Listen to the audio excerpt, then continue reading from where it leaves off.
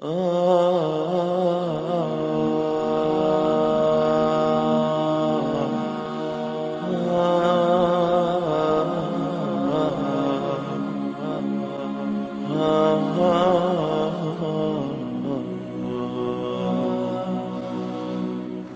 ابو بکر کا کردار ہجرت کے اندر اتنے سنہرے حروف سے لکھا جا سکتا ہے. مال حضرت ابو بکر کا پوری ہجرت میں، ملازم حضرت ابو بکر کے، خدمت گزار حضرت ابو بکر کے بیٹے، تمام کے تمام سفر میں ٹوٹل زاد راہ حضرت ابو بکر کا. اسی پر بس ہے. کتنا عظیم واقعہ ہجرت کے دوران پیش آتا ہے. ہجرت کے لیے نکل رہے ہیں، مکہ کے کفار مکہ، قریش مکہ آپ کی جان کے دشمن ہو چکے ہیں. انعام مقرر کرتے ہیں. 100 اونٹ عرب کے اندر بہت بڑا انعام سمجھا جاتا ہے. جو محمد صلی اللہ علیہ وسلم اور ابو بکر کو پکڑ کے لائے گا اس کو 100 اونٹ انعام دیا جائے گا. اب سراقہ بن مالک مشہور نوجوان عرب کے دیہاتی ہیں ویسے، لیکن کڑیل، تندرست، توانا، چوڑے چکلے، عرب میں معروف تھا ان کے مقابلے کا قوی ہیکل کوئی بندہ نہیں ہے. ہوں گے لیکن معروف ان کے بارے میں تھا.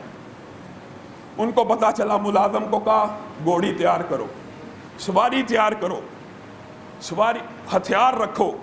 اب سراقہ بہت چاقو چبند، بڑے، بہت زمانہ جاہلیت میں بھی، یعنی ان کی مہارت، ان کی دلیری اور ان کی سفر کو اور رستے کو پہچاننے کی صلاحیتیں معروف تھی. ان کو ایک نے خبر دی کہ فلاں فلاں علاقے سے ہم نے 2 سائے جاتے ہوئے دیکھے.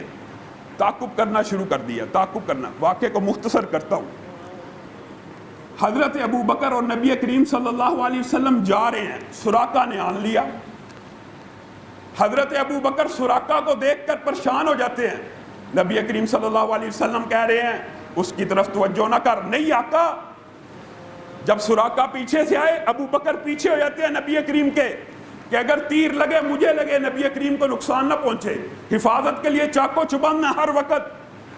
سراقہ کی گھوڑی کو، سراقہ کی سواری کو اچانک ٹھوکر لگتی ہے، گر پڑتی ہے. وہ کہتا ہے شاید اتفاق ہو گیا. پھر چلتا ہے، پھر کچھ قریب آتا ہے، حضرت ابو بکر پیچھے آتے ہیں. نبی کریم کہتے ہیں چلتے رہو. اچھا چلتے رہے. پھر اس کی گھوڑی کو ٹھوکر لگتی ہے. معروف واقعہ. 3-4 مرتبہ ایسا ہوتا ہے وہ فال نکالتا ہے. اور کفار کا یہ طرز عمل تھا، وہ نیک فال اور بد فال لیتے تھے. سفر کا مہینہ آ چکا ہے، آنے والا ہے. لوگ یہ بھی سوال پوچھتے ہیں اسلام میں کوئی بد فالی نہیں ہے. یاد رکھیے، اسلام میں نہ کوئی مہینہ منحوس ہے، نہ اسلام میں بد فالی ہے، اور نہ اسلام میں بدرو اور اس طرح کی باتیں موجود ہیں. یہ ایک الگ موضوع ہے. خیر، اس نے سراقہ نے فال لی، بری نکلی. اس کو سمجھ آ گیا. 2-3 مرتبہ ایسا ہوا کہ میں کسی بزرگ ہستی کا پیچھا کر رہا ہوں جس کی وجہ سے یہ میرے ساتھ معاملہ پیش آ رہا ہے، لیکن لالچ کی وجہ سے گھوڑی کو ایڑ لگاتا ہے. ایڑ لگاتے ہیں کہنا چاہیے، کیونکہ اسلام کو جب قبول کر لیا تو زمانہ جاہلیت کے اندر بھی نام ادب سے لیا جائے گا.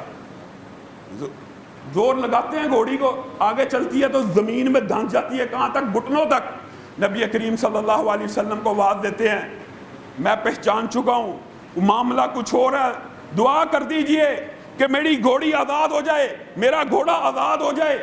یہ اس دلدل سے نکل آئے. نبی کریم صلی اللہ علیہ وسلم امت کے اوپر رحمت کرنے والے ہیں. نبی کریم صلی اللہ علیہ وسلم صرف امت کے اوپر رحم کرنے والے نہیں، آج دشمن پھنسا ہوا ہے. چاہتے تو نہ آزاد کرتے، چاہتے تو نہ دعا کرتے، اور اگر دعا نہ کرتے وہ آزاد نہ ہوتا، لیکن فوراً دعا کے لیے ہاتھ اٹھا دیے، اللہ اس کو آزاد کر دے. آزاد ہو گیا. آخری مرتبہ دل میں پھر لالچ آیا. لمبا واقعہ ہے. پھر ایک کوشش کرتا ہے کہ اب جا کے پکڑ لوں، پھر گھوڑا دھنس جاتا ہے.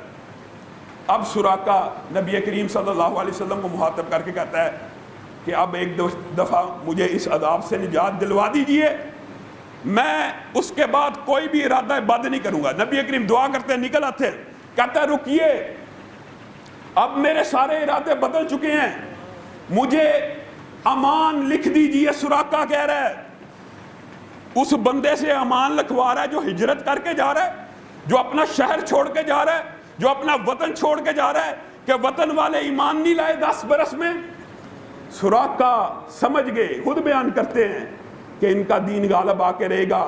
ایک ہڈی کے اوپر امان کو لکھوایا کہ کل کلاں جب محمد صلی اللہ علیہ وسلم کی ریاست قائم ہوگی سراقہ کو امن دیا جائے گا۔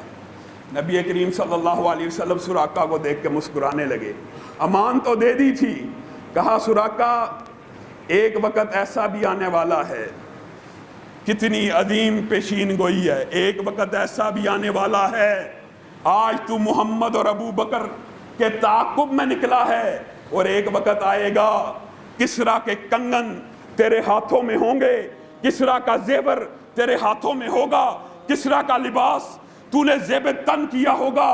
سراقہ کہتے ہیں، خود کہتے ہیں، اللہ کی قسم اس کے بعد زندگی اتنی دلیری میں گزری کہ پتا تھا جب تک کسریٰ کے کنگن ہاتھ میں نہیں آنے مجھ پہ موت واقعہ نہیں ہو سکتی۔ یہ کفار کا نبی کریم صلی اللہ علیہ وسلم کے بارے میں یہ عقیدہ تھا۔ ایک ضد ہونا ایک الگ بات ہے۔ بہرحال